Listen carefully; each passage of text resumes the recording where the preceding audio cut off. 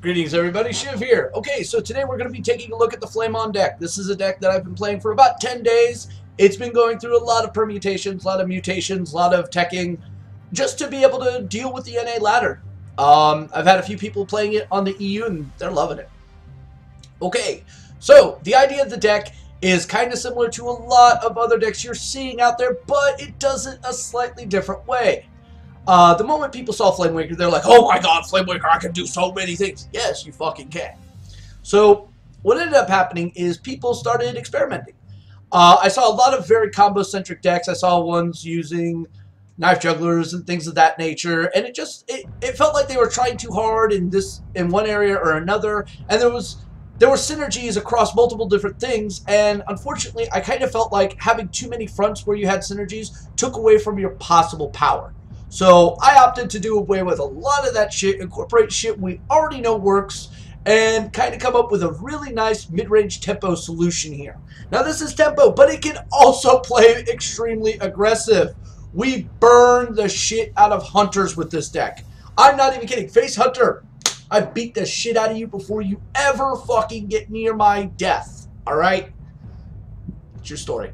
I've actually did a standoff against a Face Hunter, where I was hiding behind, a bunch of taunt walls, and all I did was just keep drawing to get spells and just burned you down. Never once had to attack, never activated your secret. Your weapon just sat there, and it was hilarious. So hilarious. Sometimes you just got to be smarter than the average, face tart, which isn't that hard. Okay. So let's go over the deck, explain why these things are in here, synergies we need to look for, opening hands, and things of that nature. All right, first off, Arcade Missiles. If I really got to explain why this is in here, you have not been paying attention. It's a one-drop spell, works great with Antonidas, works great with Flamewaker, and in a pinch can actually take care of some rather annoying minions that people play. I.e., I don't know, Shaded Naxxramas. I've killed many a Shaded Naxxramas with this one spell. Pisses a druid off something fierce. I'm not kidding. Nature will rise against you constantly. Alright? Love that shit. Alright, Mirror Image. Again, see Antonidas and see Flamewaker. Interesting cool thing about this is if you're playing up against Grim Patron, these guys actually can save your ass because patrons can't trade and get damage to create more off of them. So it buys you time. Buys you a lot of time to actually get to where you need to get. And we have other tools for dealing with Grim Patron decks.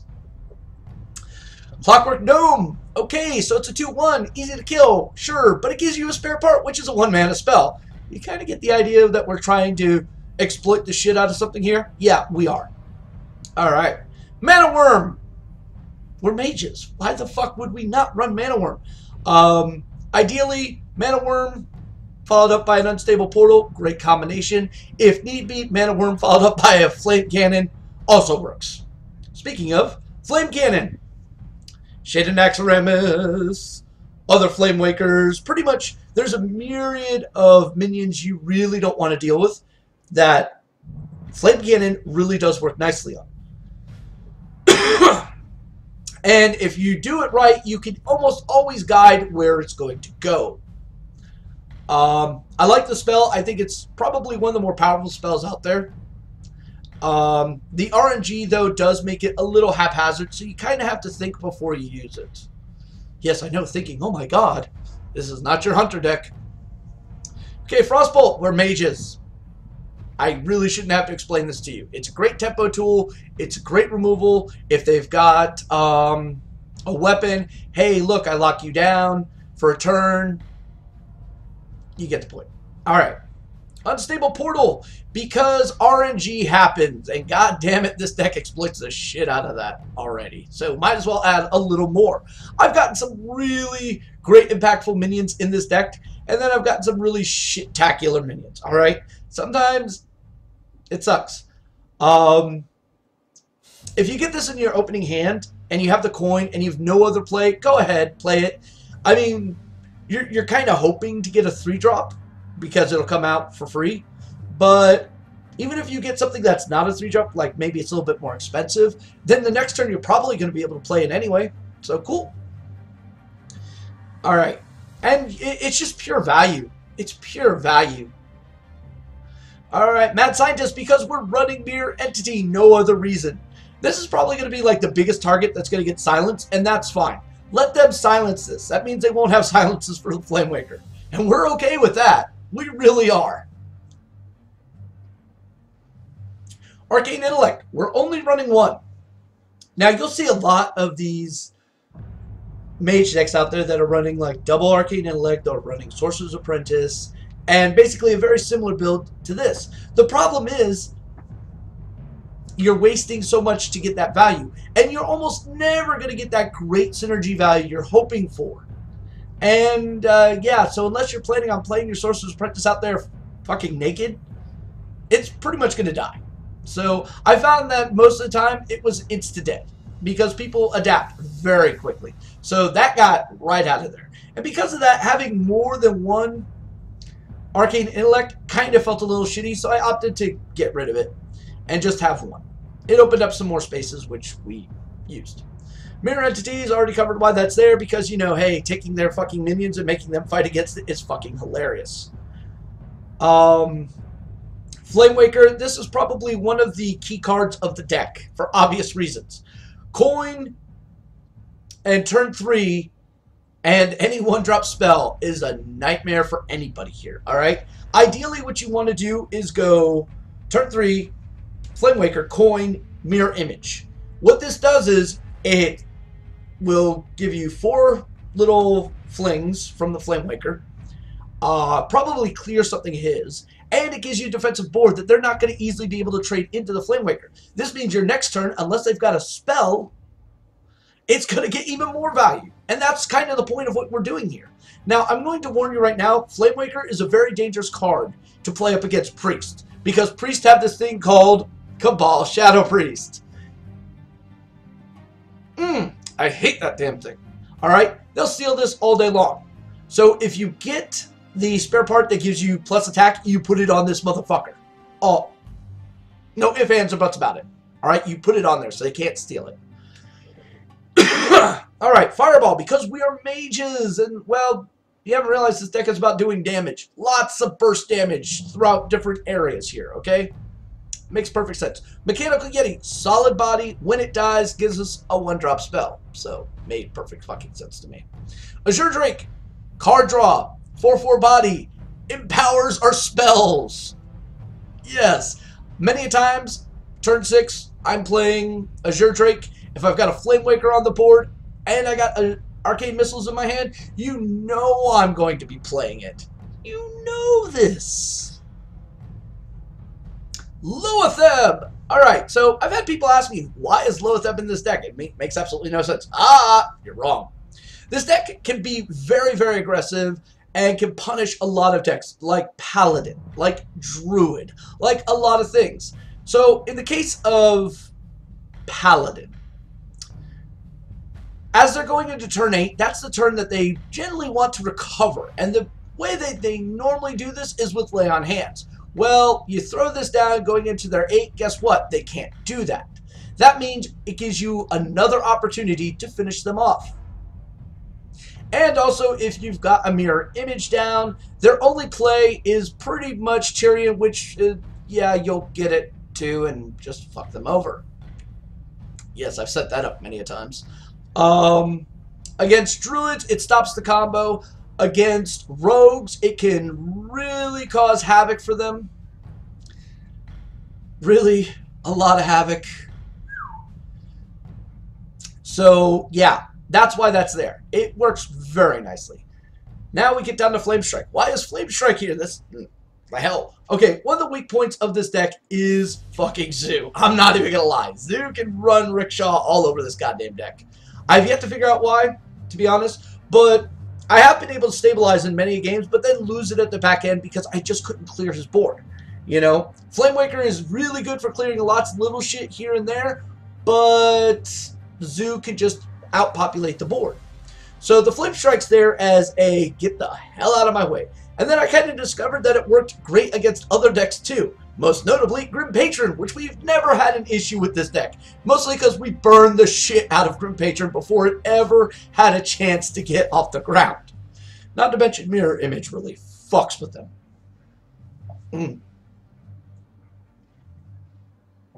And now to the last bit of power in the deck, Archmage Antonidas.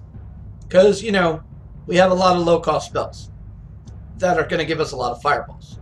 Which means we can go into the longer play games against decks like Handlock and whatnot and actually beat them because we have a win condition that is very difficult for them to deal with. We have Dr. Boom because it's Dr. fucking Boom. Dr. Boom, 9 times out of 10, will come down before Archmage Antonidas will pull probably their big removal that they have, just waiting for it. Not that there's very many removals that deal with Antonidas overly that well, besides Hexes, Polys, Siphon Souls, and maybe an equality play. So you can probably pull a lot of that just with him.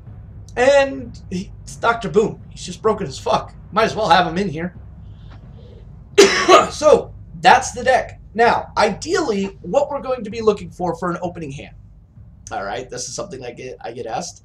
Mana Worm! Why? Because we're fucking mages. Mana Worm is just a fucking amazing card. Clockwork Gnomes. Why? Because you want to start that generation pretty fucking quick. Unstable Portals, Mad Scientists. Now, keeping a damage spell, depending on what you're facing off again, is probably going to be good. Like, if you're going up against Zoo, having a Flame Cannon and Frostbolt are pretty much going to be ideal if you don't have minions to put down on the board. But, again, not always so. Alright, so enough of this talking. Let's get to action. I'm going to show the deck off a little. Just see how we do. Now, I've used this deck to grind up from, where were we at? God, 18 or so? Yeah, 18. Because we were having a really hard time breaking out of 18 for a bit. Because everybody was just clustered together and they were all on almost equal footing. And it was just a back and forth bashing of each other. And then I started putting this together and it started working a lot like just gangbusters, and just kept on going with it. Alright, so we're going up against the warrior. Don't need the fireballs, but we will keep the flame cannon just because, you know, armor smith. Alright.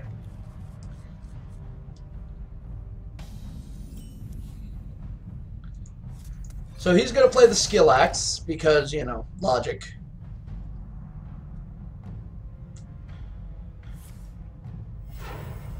Skill axe confirmed.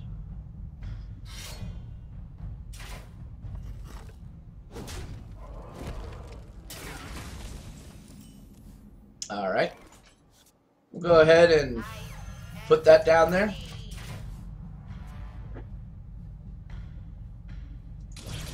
It's probably the most favorable matchup for us. Even if this is Control Warrior, we have the ability of really wrecking him. All right. No need in doing anything other than this.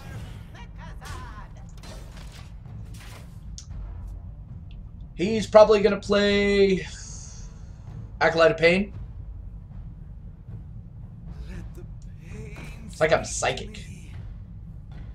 Or maybe I've just done this one too many times. Alright. I'll give him one card draw.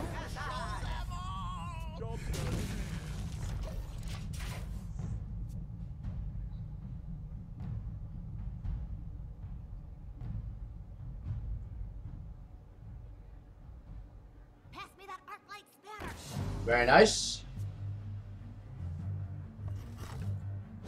We'll accept your offering.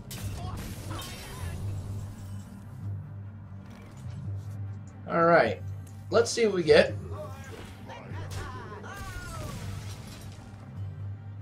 That is not going to be as useful.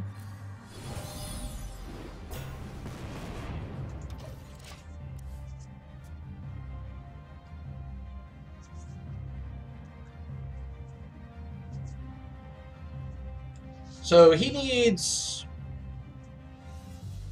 Cruel Taskmaster Execute right now is probably going to be one of his best plays. Either that or a Brawl. Brawl could work out really nice for him here too, but meh.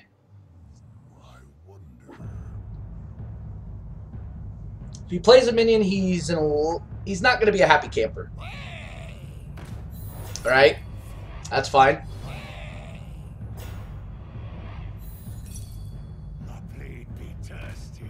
Alright. So he thinks he's clever.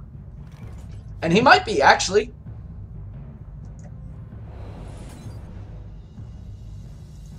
Okay, first.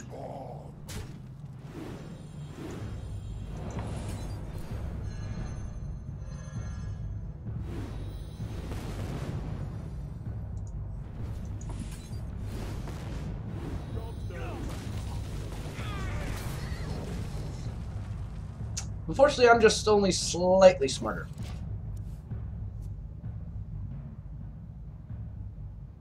So now execute's going to become a really important thing right now. I would use it if I was him.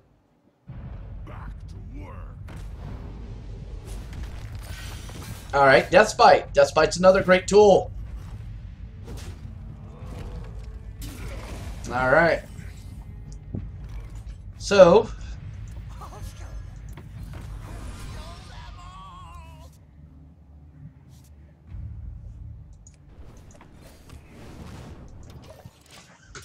he'll trade with this and he'll hold up.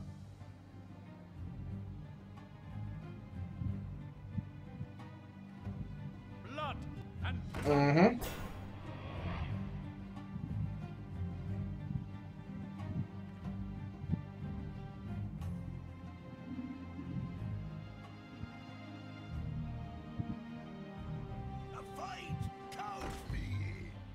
Alright, so he's going to go for it right now. We're okay with this, ladies and gentlemen.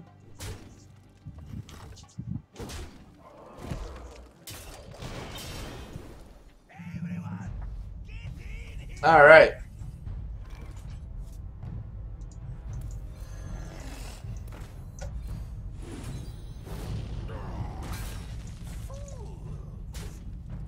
And that's actually one of the main reasons we have that.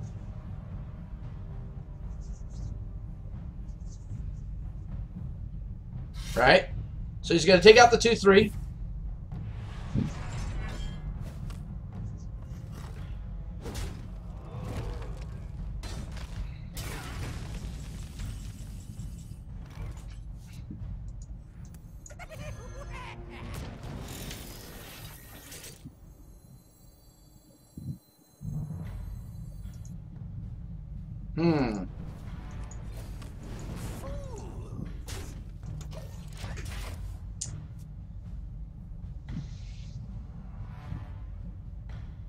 This is going to be real dicey.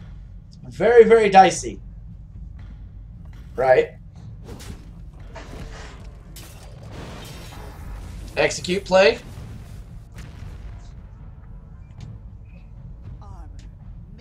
We'll take one.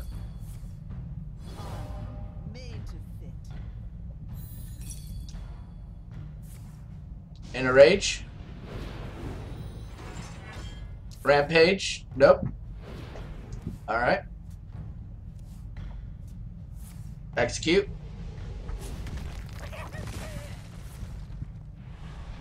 Alright.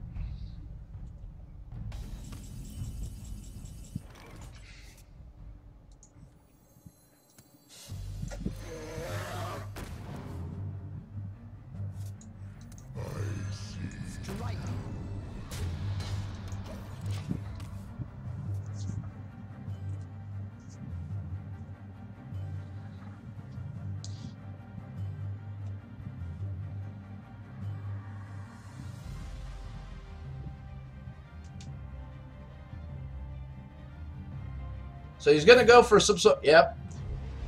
He's going to go for the card draw. Going to give me 2 armor. He'll gain 1.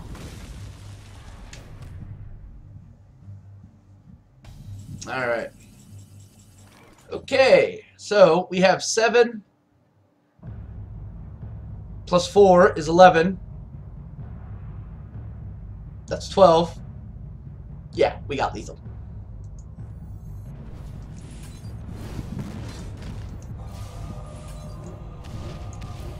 Actually blanked for a second, guys. Oh, look at that. Grim Patron Warrior eats a big fat dick. That's just how that is, guys. Alright? So, the deck beats Grim Patron. That's all you need to know. If you're facing a lot of Grim Patron, it beats the shit out of it. It beats the shit out of Hunter. it beats the shit out of Druid. That's actually kind of a weird mix-up there, where Druid and this deck are like 50-50. It depends on your opening. It depends on what you're getting through there. But if you play it correctly, you can beat Druid quite nicely. Rogues, Oil Rogue, I've had great success in beating, mostly because I know them. Hunters, both mid-range and face, beating the crap out of it. Zoo, kind of a problem. Mech, Shaman, a little bit of a problem. Priest, ironically, is one of those decks that it just goes 50-50 with. But again, the deck's a lot of fun. So if you like these videos, please like and subscribe. The deck list will be down in the bottom, as well as a guide that goes to it as well. Till next time, thank you for watching. This is Shiv saying, may RNGesus bless you.